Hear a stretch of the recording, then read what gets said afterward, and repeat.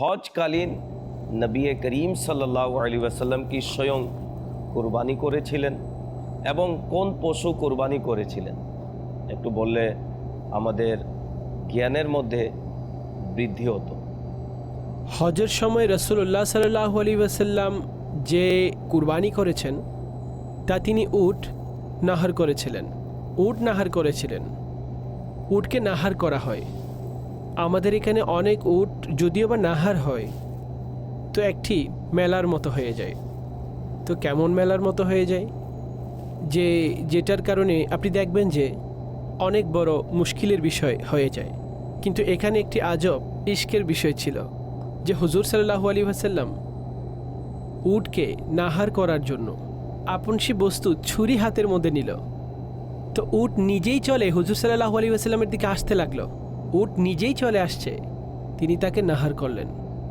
তারপর পরের উট, এমনকি ৬৩টি উট হুজুর সাল্লাল্লাহু আলাইহি ওয়াসাল্লাম আপন হাতে নাহার করেছেন। ৬৩টি উট হুজুর সাল্লাল্লাহু আলাইহি ওয়াসাল্লাম আপন হাতে নাহার করেছেন।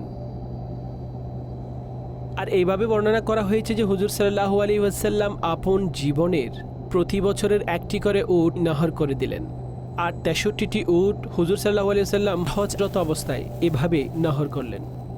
সুবহানাল্লাহ, নবী পাক সাল্লাল্লাহু আলাইহি ওয়াসাল্লামের মুজিজা দেখুন। আমরা যখন কোরবানি করতে চাই, কোরবানি পশু আমাদের থেকে পালাতে চেষ্টা করে, অনেক সময় পালিয়েও যায়, আমরা ধরতে পারি না। আর নবী পাক সাল্লাল্লাহু আলাইহি সাল্লাম কোরবানি করেছেন ৬৩ উট কোরবানি করেছেন। নবী পাক সাল্লাল্লাহু আলাইহি সাল্লাম এই পৃথিবীর বুকে ৬৩ বছর হায়াতে জাহিরিতে ছিলেন। বিদায় নবী পাক সাল্লাল্লাহু আলাইহি ওয়াসাল্লাম ৬৩ উট কোরবানি করেছেন।